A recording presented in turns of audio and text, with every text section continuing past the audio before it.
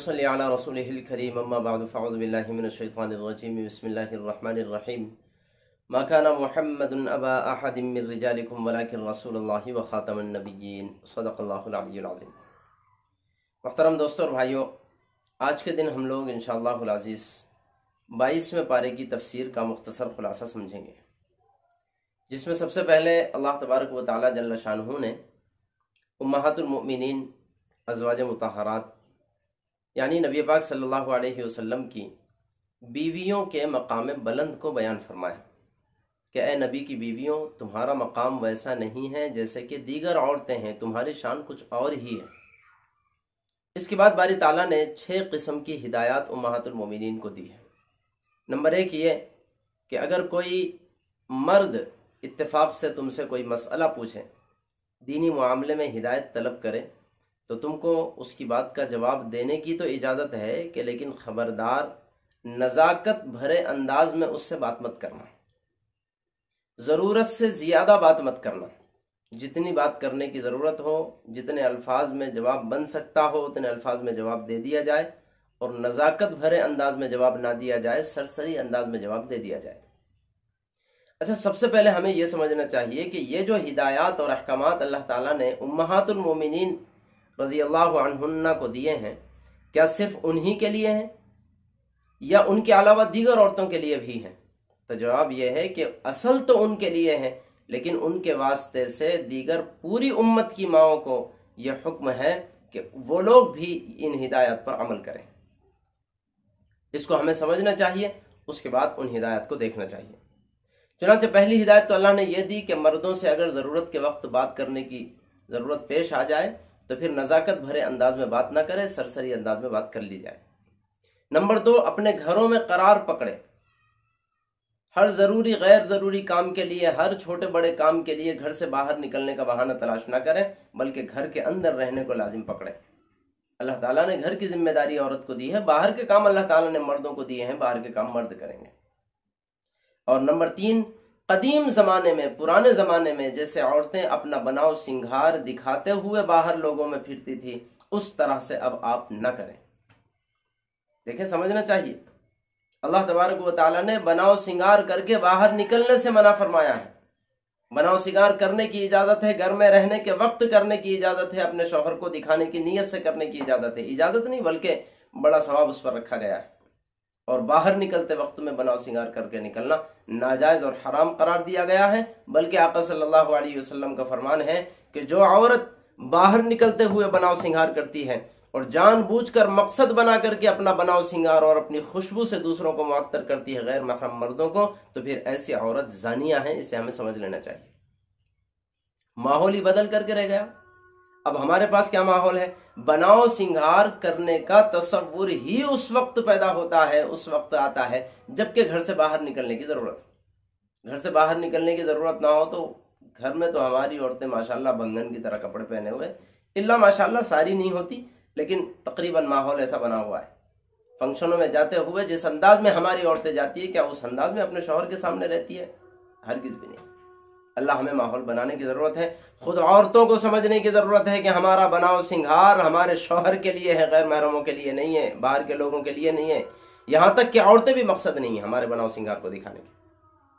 हाँ, इतना ज़रूर है कि हम लोग घर से बाहर निकलते हुए ठीक ठाक हालत में जाए, गंदी हालत में ना जाए, इसका कोई भी फरमान नहीं जारी करता। कपड़े भी हमारे ठीक ठाक रहे, बुर्का हमारा ठीक है, ठीक ठाक रहे, लेकिन इसका मतलब ये नहीं है कि सारा बनाव सिंगार 1 घंटे तक आईने से दोस्ती कर ली गई है बाहर जाने के लिए, और घर में रहते हुए ये काम कभी तसव्वुर में भी नहीं आता। ये नाजायज़ और हराम है, हमें समझना चाहिए। आगे अल्लाह तबारक व तआला ने तीसरा हुक्म जारी फरमाया कि नमाजों का एहतमाम करें। पांचवा हुक्म जारी फरमाया, चौथा हुक्म नमाजों का एहतमाम करें, 5वां ज़कात अदा किया करें, और 6वां हुक्म जारी फरमाया कि अल्लाह और उसके रसूल सल्लल्लाहु अलैहि वसल्लम की कामिल इताअत करें। आगे बारी ताला जल्ल शानुहु ने इस्लाम का एक उसूल बयान फरमाया है कि इस्लाम नाम है 100% अल्लाह और उसके रसूल के हुक्म के सामने झुक जाने का। हमारी सारी ख्वाहिशात, हमारी सारी तमन्नाएं, हमारी सारी रिश्तेदारियां ساری کی ساری اللہ اور اس کے رسول کے بعد کا درجہ رکھتی ہے۔ اللہ اور اس کے رسول کے سامنے تو ہم سلنڈر ہے۔ اس کا نام ہے اسلام۔ جس کے اندر یہ جذبہ پیدا ہو گیا ہو وہی سچا پکا مسلم ہے۔ آگے باری تعالیٰ جل شانہ نے حضور کے بارے میں یہ بیان فرمایا ہے کہ حضور تم میں کے مردوں میں سے کسی مرد کے باپ نہیں ہیں۔ یہ ہم سب جانتے ہیں۔ آقا صلی اللہ علیہ وسلم کی بیٹیاں ہوئی ہے اور بیٹی کے ذریعے سے ہی حضور کی نسل چلی ہے، جن کو ہم سادات کہتے ہیں، سید گھرانے کے مانتے ہیں۔ وہ حضرت فاطمہ الزہرا رضی اللہ تعالیٰ عنہ کی اولاد میں سے۔ حضور کو بیٹے ہوئے تو ہیں، لیکن اللہ تبارک و تعالیٰ نے اتفاق سے بچپن ہی میں ان کو اپنے قریب بلا لیا ہے، ان کو باقی نہیں رکھا۔ اس کے بعد اللہ تعالیٰ فرماتے ہیں کہ حضور تمہارے مردوں میں سے کسی مرد کے باپ نہیں ہیں۔ اصل میں یہ کہنے کی ضرورت کیوں پیش آ گئی؟ اس وجہ سے کہ ایک صحابی ہے حضرت زید بن حارثہ رضی اللہ تعالیٰ عنہ، ان کو حضور پاک صلی اللہ علیہ وسلم نے پال لیا تھا۔ حضرت زید حضور کے لے پالک تھے، بیٹا بنا کر کے رکھ لیا تھا۔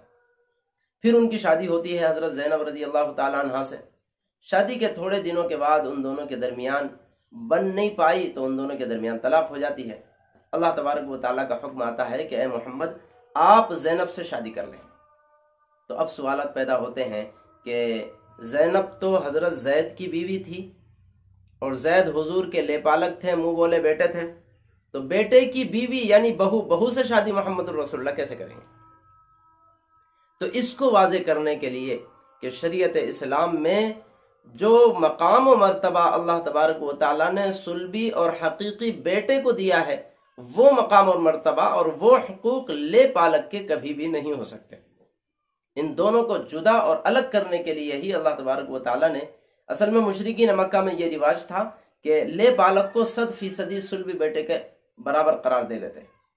تو اس رسم بد کو، اس خراب رسم کو ختم کرنے کے لیے ہی اللہ تبارک و تعالیٰ نے حکم جاری فرمایا کہ زینب سے نکاح کریں۔ چنانچہ حضور کا حضرت زینب رضی اللہ تعالیٰ عنہ سے بعد میں نکاح ہوا۔ مقصود کیا؟ مقصود یہ ہے، دنیا والوں کو یہ بتانا مقصود تھا کہ جو مقام اور مرتبہ، جو حیثیت صلبی اور سگے بیٹے کی ہے، وہ حیثیت لے پالک کی کبھی بھی نہیں ہو سکتی۔ مثلا والدین کی فرما برداری کا جو حکم، جو ذمہ داری صلبی بیٹے پر عائد ہوتی ہے، یا والدین بیمار ہو گئے ہوں ان کے دوا دارو کی جو ذمہ داری صلبی بیٹے پر آتی ہے، یا والدین کی کسی بھی انداز میں مدد کی جو ذمہ داری صلبی بیٹے پر آتی ہے، وہ ذمہ داری لے پالک پر کبھی بھی نہیں آتی۔ یا مثال کے طور پہ والدین کا انتقال ہو جانے کے بعد ان کے مال کی جو تقسیم ہوگی، اس تقسیم میں جو حصہ صلبی بیٹے کا ہوگا وہی حصہ اور وہی حق لے پالک کا ہو، ایسا بالکل بھی نہیں ہے۔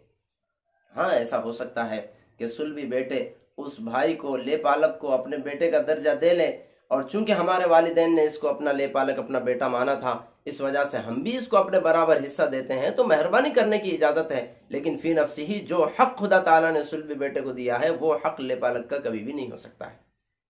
بالکل اسی طرح سے ہمارے اپنے بیٹے کی بیوی یعنی ہماری بیوی جیسے ہمیشہ کے لیے ہم پر حرام ہو جاتی ہے، اس طرح سے لے پالک کی بیوی ہم پر کبھی بھی حرام نہیں ہوتی۔ اس کے طلاق دیے جانے کے بعد ہم اس سے شادی کر سکتے ہیں۔ خلاصہ یہ کہ جو درجہ، جو حق سگے بیٹے کا ہے، وہی درجہ، وہی حق لے پالک کا نہیں ہے۔ یہ اللہ تبارک و تعالیٰ کو واضح کرنا تھا۔ اس وجہ سے باری تعالیٰ نے حضرت زینب کا حضور پاک صلی اللہ علیہ وسلم سے نکاح فرمایا۔ اس لیے باری تعالیٰ فرماتے ہیں ما کان محمد ابا احد من رجالکم، کہ محمد تم میں سے کسی مرد کے باپ نہیں ہے۔ جہاں تک مسئلہ زید کا ہے تو وہ لے پالک ہے، سگے بیٹے کا درجہ ان کو حاصل نہیں ہے۔ تھے پہلے، لیکن ابھی ان کے بیٹوں میں سے کوئی موجود نہیں ہے، ان کا انتقال ہو گیا ہے۔ نمبر 2 پر اللہ تعالیٰ آگے فرماتے ہیں کہ پھر رسول کیا ہے، محمد کیا ہے؟ وَلَٰكِن رسول اللہ وخاتم النبیین، لیکن محمد اللہ کے رسول ہے اور خاتم النبیین ہے۔ ہم سب جانتے ہیں آقا صلی اللہ علیہ وسلم آخری نبی ہیں۔ ہمارے نبی کے بعد نبوت کا سلسلہ بند ہے۔ ہمارے نبی پر اترنے والی کتاب آخری کتاب ہے۔ ہماری اس کتاب کے بعد کتابوں کا سلسلہ بند ہے۔ ہمارے نبی کے بعد کوئی نبوت کے سلسلے کو جائز مانے اور جاری مانے، کسی کو نبی مانے، تو یہ نبی ماننے والا بھی کافر ہے، اور جس کو نبی مانا جا رہا ہے وہ بھی اس پر راضی ہے تو وہ بھی کافر ہے۔ اسی وجہ سے ہم قادیانی وغیرہ کو کافر قرار دیتے ہیں۔ آگے اللہ تبارک و تعالیٰ جل شانہ نے حضور پاک صلی اللہ علیہ وسلم کی چند خصوصیات بیان فرمائی۔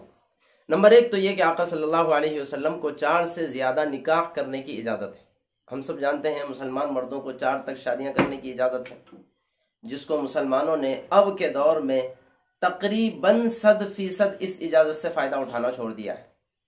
اب ماحول بگڑ گیا، پڑوس میں ہمارے کچھ ایسے لوگ رہتے ہیں جن کے پاس ایک سے دوسری شادی جائز نہیں ہے، یا ہم عورتوں سے ڈرنے لگ گئے، ڈرپوک بن گئے، یا اللہ تبارک و تعالیٰ کی جانب سے ملنے والے رزق پر ہمیں ایمان نہیں رہا، اس وجہ سے یہ حلال طریقے مسلمانوں سے دور ہو گئے۔ اسی کی نحوست ہے کہ امت میں ناجائز طریقے اور زنا کے طریقے عام ہو گئے ہیں، اور زنا کے پھیلنے میں اس کا بہت بڑا ہاتھ ہے کہ ہم مسلمان مردوں نے ایک سے زیادہ شادیوں کو 100% تقریباً ختم کر دیا ہے، ترک کر دیا ہے۔ اور بہت سارے پاگل اس قسم کے بھی لوگ ہیں کہ ایک سے دوسری شادی کو ناجائز تصور کرتے ہیں، غلط تصور کرتے ہیں، اگر کسی نے کیا ہو تو پھر برائی سے اس کو یاد کرتے ہیں۔ یہ سمجھنا چاہیے، ہمیں ڈرنا چاہیے کہیں ہم اللہ تبارک و تعالیٰ کی آیات کا انکار تو نہیں کر رہے ہیں۔ دیکھو، ایک تو یہ ہے عملاً اسے ترک کر دینا، اللہ نے اجازت دی ہے لیکن فرض تو قرار نہیں دیا، کوئی بات نہیں، ہم ایک پر اکتفا کرتے ہیں، کیجئے۔ لیکن اگر اس چیز کو بری تصور کر لیا جائے، خدا تعالیٰ نے جس چیز کو جائز قرار دیا ہے اس کو آپ بری تصور کر رہے ہیں، یعنی کہ قرآن پاک کی حلال کرنے کو آپ غلط قرار دے رہے ہیں، بہت ڈرنے کی ضرورت ہے، کہیں ایسا نہ ہو کہ ہمارا ایمان خارج ہو جائے۔ اس لیے عملاً ترک کرنا چھوٹا گناہ ہو سکتا ہے، بلکہ گناہ نہیں بھی ہے، چلو کوئی بات نہیں، لیکن اگر اس کو برا تصور کر لیا جائے تو یہ بہت بڑے گناہ کا دروازہ کھولنے والا ہے، ہمیں اس سے بچنا چاہیے۔ ایک تو اللہ کے رسول کی یہ خصوصیت اللہ نے بیان فرمائی کہ آپ کو 4 سے زیادہ نکاحوں کی اجازت ہے، چنانچہ حضور نے 13 یا 11 شادیاں کی ہیں، ہم سب جانتے ہیں۔ آگے اگر حضور کی ملکیت میں کوئی باندی آتی ہے تو اللہ تبارک و تعالیٰ نے اپنی پسند کی باندھی لینا اور پھر اس باندھی کو بھی اللہ کے نبی کے لیے حلال قرار دیا ہے۔ آگے اللہ تبارک و تعالیٰ نے چچا کی بیٹی، پھوپھو کی بیٹی، ماموں کی بیٹی، ایسے ہی خالہ کی بیٹی، ان رشتوں میں سے ان بیٹیوں کو فقط حضور کے لیے حلال قرار دیا ہے کہ جنہوں نے حضور کے ساتھ مکہ المکرمہ سے مدینہ منورہ کی ہجرت کر لی ہو، اور ان رشتوں میں سے جن لوگوں نے ہجرت نہیں کی ہے وہ حضور کے لیے حلال نہیں ہے۔ آگے ایک اور خصوصیت اللہ کے نبی کے اللہ نے یہ بیان فرمائی ہے کہ اگر کوئی عورت اپنے آپ کو حضور کے لیے گفٹ کر دیتی ہے اور حضور اپنی رضامندی کے ساتھ اس سے شادی کرنا چاہتے ہیں تو مہر کے بغیر بھی اس کے ساتھ نکاح حضور فرما سکتے ہیں، برخلاف عام مردوں کے کہ عام مسلمان مرد بغیر مہر کے کسی سے شادی نہیں کر سکتے، اگرچہ عورت راضی ہی کیوں نہ ہو۔ اللہ تعالیٰ کا دیا ہوا حکم ہے، عورت راضی ہو تب بھی مہر ادا کرنا پڑے گا، اگرچہ مہر مثل ادا کرنا پڑے گا۔ آگے اللہ تبارک و تعالیٰ نے اصل میں ایک مرتبہ حضرت زینب رضی اللہ تعالیٰ عنہ کی شادی کے بعد ولیمے کے موقع پر صحابہ کرام رضوان اللہ علیہ مجمعین کے ایک عمل کی وجہ سے حضور کو بظاہر تکلیف ہوئی۔ وہ عمل یہ تھا کہ حضور نے ولیمے کی دعوت دی تو بعض صحابہ وقت سے پہلے آ گئے، حضور کا گھر پہلے ہی چھوٹا تھا، اس گھر میں تمام صحابہ بھر کر کے بیٹھ گئے اور وہیں باتوں میں لگے رہے، کھانا کھانے کے بعد بھی بہت دیر تک وہیں بیٹھے رہے اور جلدی اٹھ کر کے نہیں گئے۔ حضور کے دل کو اس سے تکلیف پہنچی، اندازہ لگائے حضور کا مقام اللہ تبارک و تعالیٰ کے پاس کیا ہے۔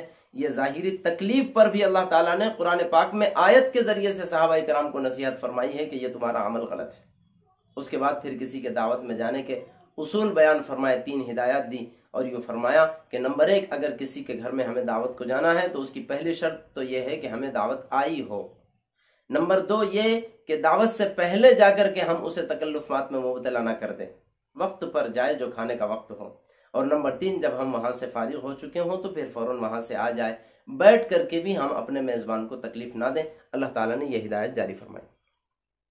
آگے اللہ تبارک و تعالیٰ جل شانہ نے حکم جاری فرمایا ہے کہ امہات المومنین نبی پاک صلی اللہ علیہ وسلم کی بیویاں ہمارے لیے روحانی مائیں ہیں، اس وجہ سے کسی مرد کو اس بات کا اختیار اور اجازت نہیں ہے کہ حضور کے چلے جانے کے بعد بھی امہات المومنین میں سے کسی سے نکاح کرے، یا حضور کسی کو طلاق دیتے ہیں تو طلاق کے بعد بھی امہات المومنین میں سے کسی سے نکاح کرے، اس کی کسی مرد کو اجازت نہیں ہے۔ اس کی 2 وجوہات بنیادی ہیں۔ پہلی وجہ تو یہ کہ وہ مائیں ہیں اور روحانی مائیں ہیں، اگرچہ صلبی مائیں نہیں ہیں، روحانی مائیں ہیں، لیکن آقا صلی اللہ علیہ وسلم کا دوسرے نمبر پر اللہ تبارک و تعالیٰ نے احساس فرمایا ہے آپ صلی اللہ علیہ وسلم کے ضمیر کا، آپ صلی اللہ علیہ وسلم کی رفعت شان کا۔ دیکھیں، ایک بندہ چاہے اپنی بیوی کو طلاق ہی کیوں نہ دے دیا ہو، اس کے باوجود دلی اعتبار سے، عقلی اعتبار سے تھوڑا اس چیز کو بری تصور کرتا ہے، اس کے لیے تھوڑا مشکل کا مرحلہ ہوتا ہے، وہ یہ سنے کہ اس کی پرانی بیوی نے کسی اور سے نکاح کر لیا ہے۔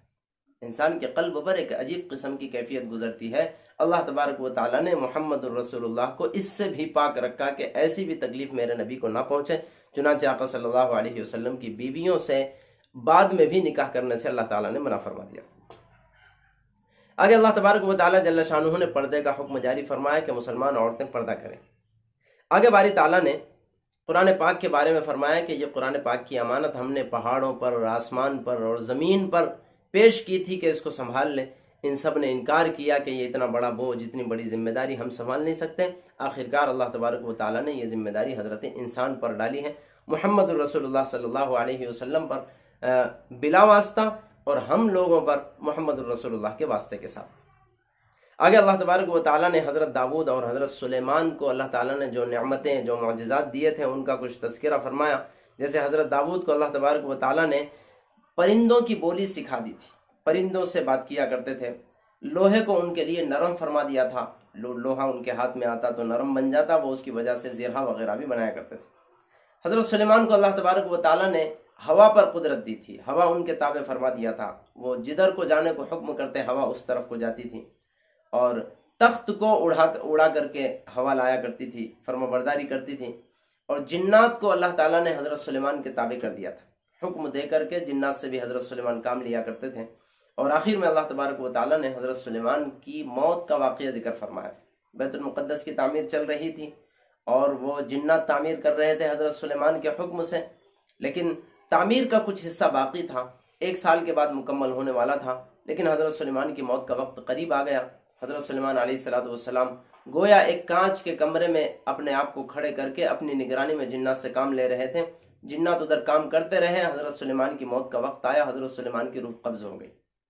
حضرت سلیمان اپنے عصا اور اپنی لاٹھی کا سہارا لے کر کھڑے تھے، انتقال کر جانے کے بعد ویسے ہی کھڑے رہے، یہاں تک کہ 1 سال کا عرصہ گزرا۔ 1 سال کے بعد اللہ تبارک و تعالیٰ نے ایک قسم کے کیڑے کو، جس کو ہمارے علاقے میں چدل کا کیڑا کہتے ہیں، جو لکڑی وغیرہ کو کھا جاتا ہے، اس کو اس لکڑی پر مسلط کیا، اس کیڑے نے لکڑی کو کھا لیا، لکڑی ٹوٹ کر کے گری، حضرت سلیمان بھی گرے۔ تب جا کے جنات کو اور دیگر لوگوں کو پتہ چلا کہ حضرت سلیمان علیہ السلام کا انتقال ہو گیا۔ اس کے 2 فائدے ہوئے۔ ایک فائدہ تو یہ ہوا کہ حضرت سلیمان علیہ السلام ہماری نگرانی کر رہے ہیں، اس تصور میں جنات نے بیت المقدس کی تعمیر مکمل کر دی۔ اور اس واقعے سے ہمیں دوسرا فائدہ یہ حاصل ہوا کہ ہمیں اس بات کا علم ہو گیا کہ جنات عالم الغیب نہیں ہیں، جنات غیب کی خبریں نہیں رکھتے ہیں۔ آگے اللہ تبارک و تعالیٰ نے قوم سبا کا ایک واقعہ بیان فرمایا ہے کہ قوم سبا بہت زیادہ عیش و عشرت میں زندگی گزار رہی تھی، 2 پہاڑوں کے قریب میدان میں رہا کرتی تھی۔ ان 2 پہاڑوں کے بیچ میں بادشاہ وقت نے ایک دیوار اٹھا دی تھی، گویا ایک بہت بڑا ڈیم بنا دیا تھا، وہاں پانی رکا رہتا تھا، اس سے یہ لوگ فائدہ اٹھایا کرتے تھے۔ لیکن جب یہ لوگ سرکش ہوئے اور اللہ کی نافرمانی پر اترے تو اللہ تبارک و تعالیٰ نے اس ڈیم کے دروازوں پر چوہوں کو مسلط کر دیا۔ چوہوں نے اس ڈیم کی دیواروں کے نیچے کی بنیادوں کو خراب کیا، جس کی وجہ سے وہ دیوار ختم ہو گئی، ٹوٹ گئی، اور اس ڈیم کے پانی ہی کی وجہ سے ان پر عذاب مسلط ہوا۔ یہ مختصر سا خلاصہ ہوا 22ویں پارے کی تفسیر کا۔ دعا فرمائیے اس میں جتنی باتیں نصیحت کی آئی ہے، اللہ تعالیٰ ان سب پر ہم سب کو توفیق عمل نصیب فرمائے۔ آمین۔ وآخر دعوانا ان الحمد